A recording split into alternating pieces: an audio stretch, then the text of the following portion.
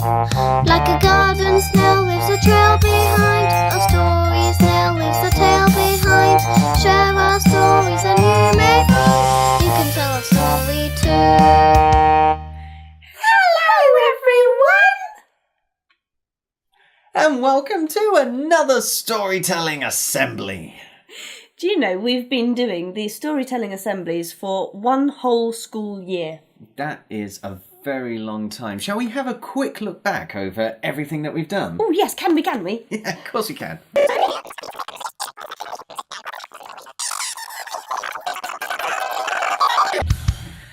Whew, that was a quick look back.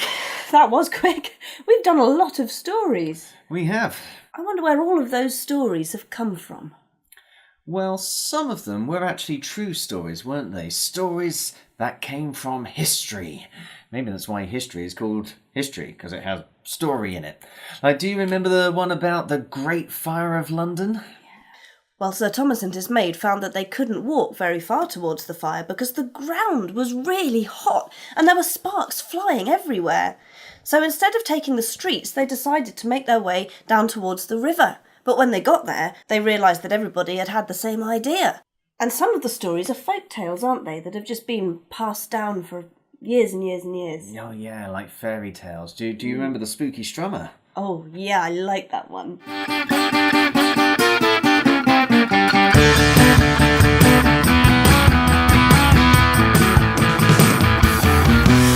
Until the town was visited by one spooky chap who was dressed up kind of weird with a guitar on a strap.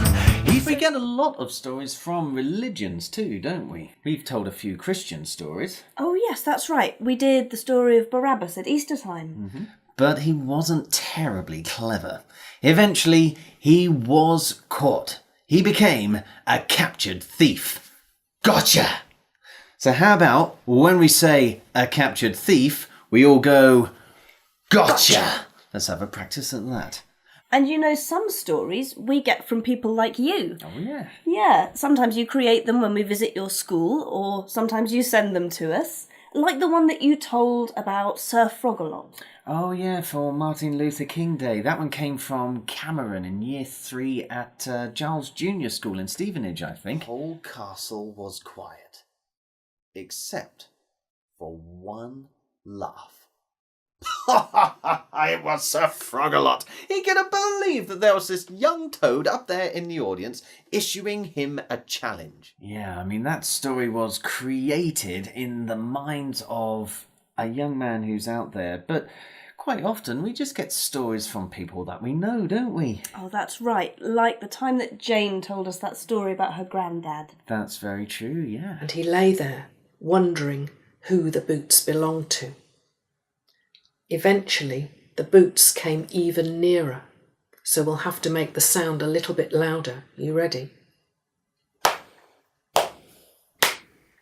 Well, we've got stories from all over the place, haven't we? We've found lots of different kinds of stories, because everybody tells stories. Yes, they do. But then I wonder why. Why does everybody tell stories? That's a good question.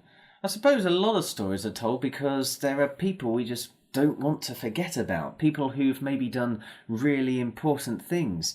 Like that story we told about St Hilda and St Caedmon. You know, those who'd written some of the earliest poetry in Britain. That's right, I remember. And even when the monks and nuns did speak his language, they talked about such big ideas that they might as well have just been making noises. Like cows. Or sheep. Or chickens. One day.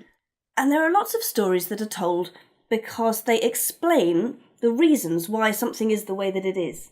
For example, can you remember that story that I told about the dawn chorus? As they all pushed together, there was a creak, and a tiny strip of light appeared on the horizon as the sky started to move up away from the earth.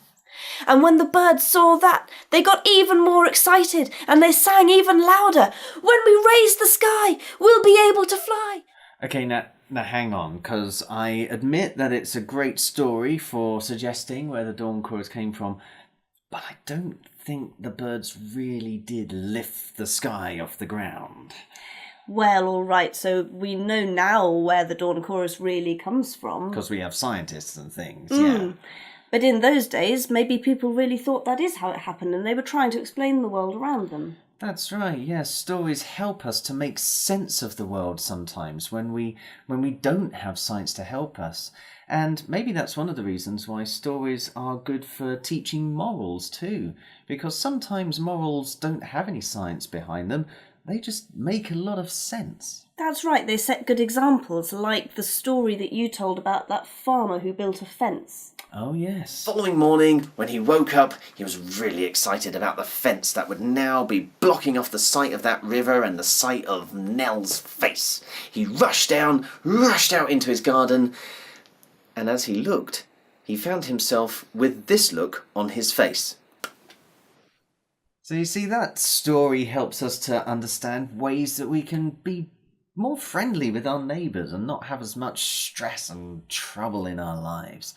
I guess sometimes stories are also really inspiring. They help us to become better people. Yes, like that story that you told about Mama's Boy. Oh yeah, Remember that Mama's one? Boy, yeah, I remember. As he got closer and closer to school, out came the bullies, ready to point at him and poke at him and call him Mama's Boy. Well, as the bullies came out this time, the boy suddenly remembered the words of DJ Slim that the guitar could be a real weapon in his hands. And if you watch the whole of that video, you'll find out that Mama's Boy was actually a real person who I bet you've probably already heard of.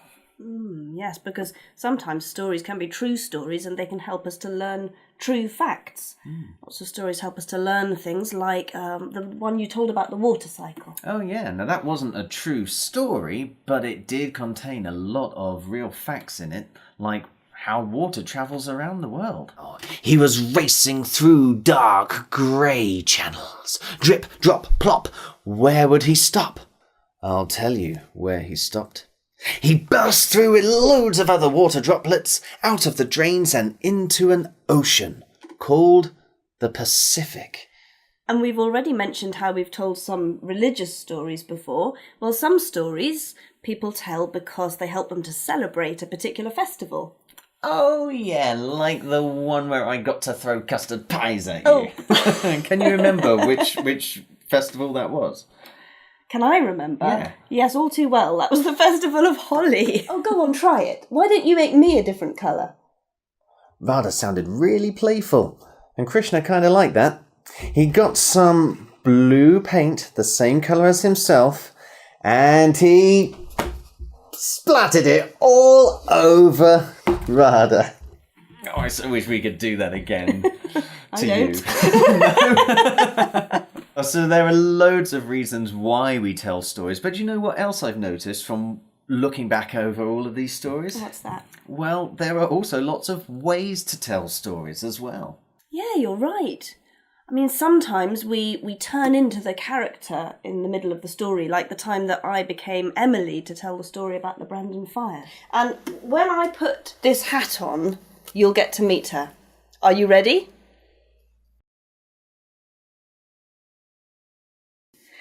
Hello, my name's Emily. You can turn some stories into poems. Like the one we did with all the fairy tales hiding in the forest. Through the forest where leafy trees rattle and rustle with every breeze, an old man searched for the perfect rose to give his daughter the gift she chose. Sometimes we tell stories with puppets. Like the time Pythagoras the cat came to join me. So Pythagoras went to the back of the queue and started waiting. And waiting. And waiting. And waiting. And waiting. And... You can even sing your stories. Like the time we did the Brer Bunny Bop. Brer Bunny Bop, Keep bouncing, bouncing, bouncing, don't stop. bouncing, bouncing, Bounce bouncing. to the Brer Bunny Bop, keep on. And you can also try combining lots of different things. Like there's at least one video we did where we combined acting and puppetry and poetry. Do you remember which one that was? Oh, The one we did about Shakespeare with the pears. And St. George, that's right. Beyond the gates of our fair city, Perdua, a dragon waits with hungry belly there. A huge belly, a bulging, bulbous belly. And he threatens to kill us all. That is, unless we send 2 lambs a day for him to eat. Alas, our noble shepherd Ferdinand is first to send his pets to save our land. So after thinking about how we get stories, why we tell stories, and what we do to tell stories, what would you say has been your favourite story that we've told this last year? That's so difficult. I really enjoyed the one we did with the limericks about Edward Lear. Ah, that's cheating a little bit actually, isn't it? Because that was a video where we had lots of different stories in, but we did set ourselves a challenge. Let's see if you get this one. 2 kids found a house made of cake, where a witch wished to eat them like steak. Her heart had no lovin', but she fell in the oven, and the kids turned the settings to bake.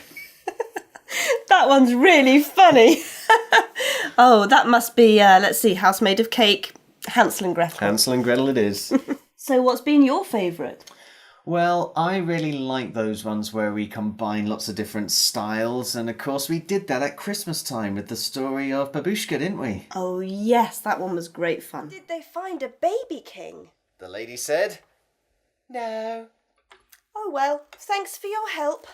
And just as Babushka was about to leave, she heard, Oh, a little baby.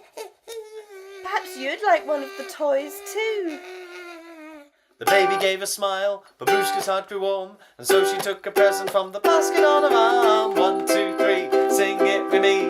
Knock, knock, knock, knock on the door. Is there a king? Well, those were our favourite stories. Why don't you send us a comment and let us know what your favourite story has been from this year? Yeah, or you could also send us any stories you've been able to find, either from your local community's history, or maybe from people that you know and you've asked in your family, or maybe just a story from your own imagination. In fact, if you've had a go at telling your story already using some of your favourite ways of telling stories, let us know that too, because we love sharing the stories that we hear. And who knows, maybe we could end up using one of your stories in a future video. Because, I don't know about you, Amy, but I've really enjoyed this last year of telling stories, and I'm already looking forward to the next year. Yeah, and if there's anything you'd like to hear a story about, maybe if you've got a topic at school that you're doing or something that you're learning about, then let us know that in a comment as well. Yeah, there are thousands of stories from all over history, all over the world. We're bound to find a story that you are going to enjoy. Right now, though, it only remains for us to say cheerio and see you next year. So, cheerio and see you next year!